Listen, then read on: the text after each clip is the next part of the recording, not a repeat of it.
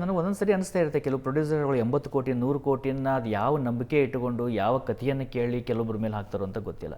ಎಷ್ಟೋ ಸರಿ ಅದೇ ನಿರ್ಮಾಪಕರು ಏನಾದರೂ 1 ಕೋಟಿ 2 ಕೋಟಿದು ಒಂದು 10-15 ಸಿನಿಮಾಗಳನ್ನ ಮಾಡಿದರೆ ಅದರಲ್ಲಿ ಒಂದು 4-5 ಸಿನಿಮಾ ಚೆನ್ನಾಗಿದೆ, ದುಡ್ಡು ಹಾಕಿದ ದುಡ್ಡು ವಾಪಸ್ ಬರ್ತಾ ಇದೆ, ಆದರೂ ಕೂಡ ಭವಿಷ್ಯ ಬೆಳೀತಾ ಹೋಗುತ್ತೆ.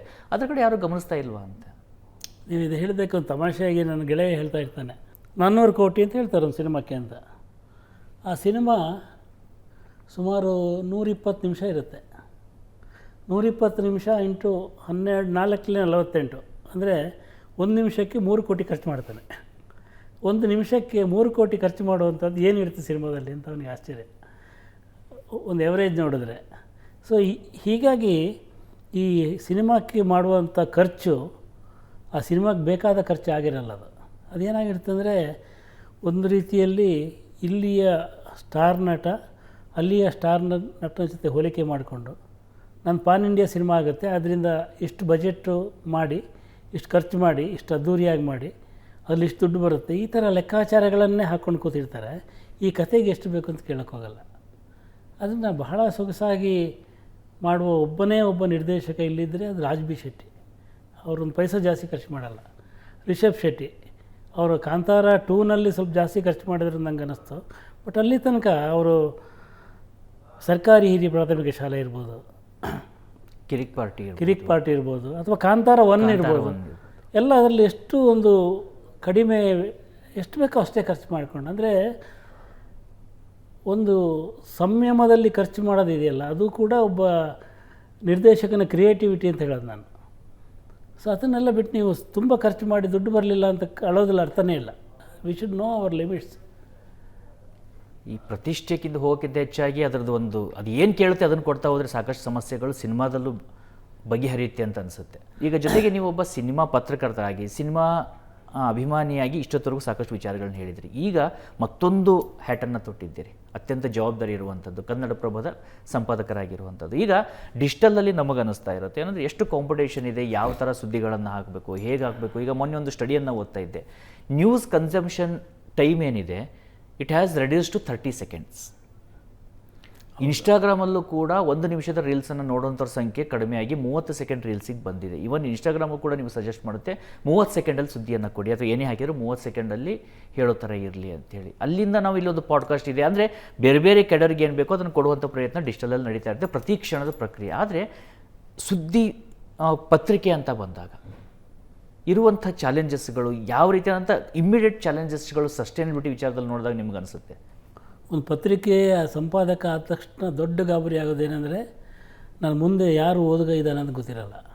ಮೊದಲಾದರೆ ಓದುಗರು ಪತ್ರಗಳನ್ನು ಬರಿತಾಯಿದ್ರು, ಅಥವಾ ಏನೋ ತಪ್ಪಾಗಿದ್ದರೆ ಅವ್ರು ಹೇಳ್ತಾಯಿದ್ರು. ಇವತ್ತು ಆ ಕಡೆಯಿಂದ ಸದ್ದಿರಲ್ಲ, ಆ ಕಡೆಯಿಂದ ಯಾರಿಗೆ ಸುದ್ದಿ ಬೇಕೋ ಅವ್ರು ಮಾತಾಡ್ತಾರೆ, ಓದುಗ ಮಾತಾಡಲ್ಲ. ಓದುಗ ಬಹಳ ಕಡಿಮೆ. ನಿನ್ನೆ ಒಂದು ಪತ್ರ ಬರೆದಿದ್ರು ಒಬ್ಬರು 86 ವರ್ಷದವರು, ನಿಮ್ಮ ಪತ್ರಿಕೆಯಲ್ಲಿ ನನಗೆ ಒಂದು ಅಂಕಣ ಬರೀಲಿಕ್ಕೆ ಅವಕಾಶ ಕೊಡಿ, ನನಗೆ 86 ವರ್ಷ, ನಾನು 60 ವರ್ಷಗಳಿಂದ ನಿಮ್ಮ ಪತ್ರಿಕೆನೇ ಓದ್ತಾ ಇದ್ದೀನಿ ಅಂತ. ಅಂದರೆ ಅವರಿಗೆ 26 ವರ್ಷ ಇದ್ದಾಗ ಶುರು ಮಾಡಿದ್ದಾರೆ ಅವರು, ಅಲ್ಲಿಂದ ಓದ್ಕೊಂಬಂದಿದ್ದಾರೆ. ಈ 60 ವರ್ಷಗಳ ನಿಯತ್ತು ಇದೆಯಲ್ಲ, ಅದು ಪತ್ರಿಕೆಯನ್ನು ಕಾಪಾಡ್ತಾ ಬಂದಿದೆ ಇವತ್ತಿಗೂ ಕೂಡ. ಇವತ್ತು ಬಹಳ ಮನೆಗಳಿಗೆ ನಾನು ಹೋದಾಗ ನೋಡ್ತೀನಿ, ಆ ಮನೆಯಲ್ಲಿ ಹಿರಿಯ ಇರೋ ತನಕ ಪತ್ರಿಕೆ ಬರುತ್ತೆ. ಮುಂದಿನ ತಲೆಮಾರು ಬಂದಾಗ ಬೇಡ ಅಂತ, ಅಂದರೆ ನಾವು ಮನೇಲೇ ಇರಲ್ಲ, ಅಥವಾ ಮನೆಯಲ್ಲಿ ಈ ಹಳ್ಳಿಗಳು ವೃದ್ಧಾಶ್ರಮ ಆಗ್ತಿದ್ದಾವೆ ಅಂತ ಹೇಳಿದಾವಲ್ಲ, ಅಲ್ಲಿ ಹಳ್ಳಿಗಳಲ್ಲಿ ಪತ್ರಿಕೆ ಹೋಗುತ್ತೆ. ಅವ್ರು ಸಿಟಿಗೆ ಬರ್ತಾರಲ್ಲ, ಸಿಟಿಗೆ ಬಂದಾಗ ಪತ್ರಿಕೆ ಬರಲ್ಲ. ಹೀಗೆ ನಮ್ಮ ಓದುಗ ಯಾರು ಅಂತ ಗೊತ್ತಿಲ್ಲದಿರೋದು ಬಹಳ ದೊಡ್ಡ ಶಾಕಿಂಗ್.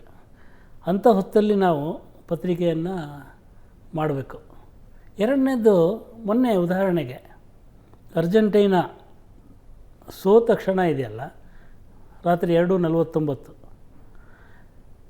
ಅದು ಬೆಳಿಗ್ಗೆ 6 ಗಂಟೆ ಹೊತ್ತಿಗೆ ನ್ಯೂಸ್ ಪೇಪರಲ್ಲಿ ಎಷ್ಟು ರಾತ್ರಿ ಕೂತು ಹಾಕಿದರೂ ಗೊತ್ತಾಗ್ಬಿಡುತ್ತೆ. ಅದು 2:49 ಎಲ್ಲ ಪೇಪರ್ ಪ್ರಿಂಟ್ ಆಗೋಗಿರುತ್ತೆ.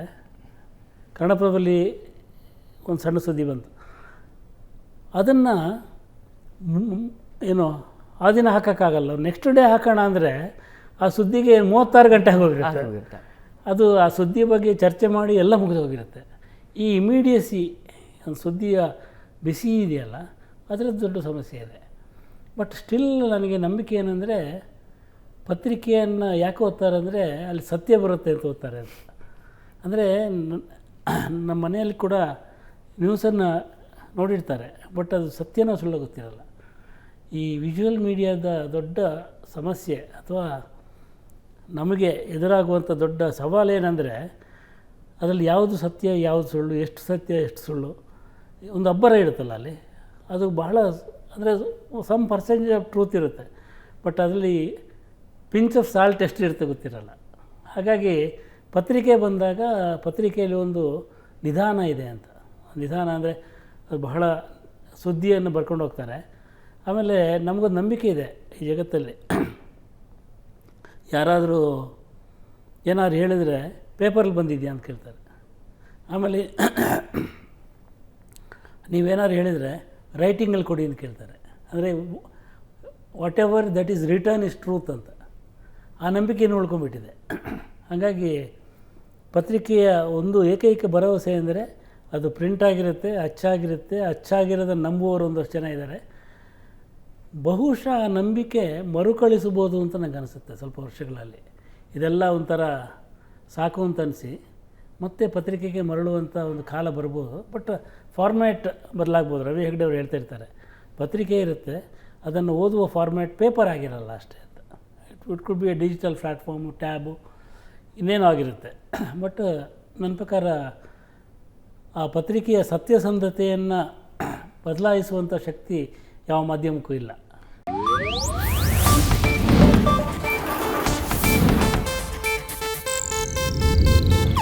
ಇದು ಏಷ್ಯಾನೆಟ್ ನ್ಯೂಸ್ ನೆಟ್ವರ್ಕ್ ಪ್ರಸ್ತುತಿ.